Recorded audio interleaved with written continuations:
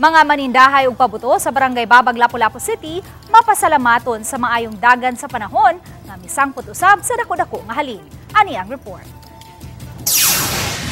Kung sa nakalabayng mga tuig, mukapin sa napu ka mga stalls, sa mga firecrackers ug pyrotechnics ang maglaray dinhi sa Takan Babag. Apan karon, duha na lang ang nahabilin. Matud ni Remedios Tan, usa sa mga tag-iya sa nahabiling stall sa dapit, misaka na sa tag 15,000 pesos ang ilang abangan, hinungdan nga daghang mga manindahay ang mibalhin og pwesto daplin sa karsada diin walay abang. Apan matud ni Remedios, bisan pa man sa kamahal sa abang, nabawi ra nila kini sa dako-dako nilang halin gahapon.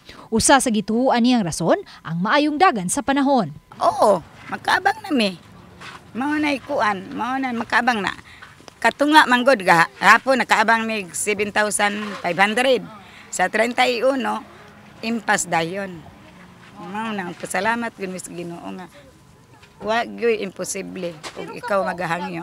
Matud ni Remedios, sa nakalabayng mga adlaw, nabalaka silang mapurnada unya ang ilang negosyo tungod sa sunod-sunod nga pag-uwan. Apan gahapon, wa miuwan busa daghan kaayo ang mga namalit ug mga pabuto.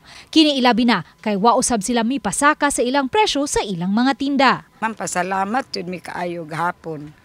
Na nya, wala gud mi sugod ato mahalin anay kanang tag 50,000, na itag 20,000, tag 30,000, ana sa una dili pa biya nakaabot. Karon grabe oy gahapon na inamahalinan tag 80,000, mga 100,000 dire sa ira. Panghinaot na lang nila nga unta maayo usab ang dagan sa panahon nga masinati sa pagsugat sa bag-ong tuig. Uban ni Marlon Malgazo, Luan Merondina, Balitang Bisdak.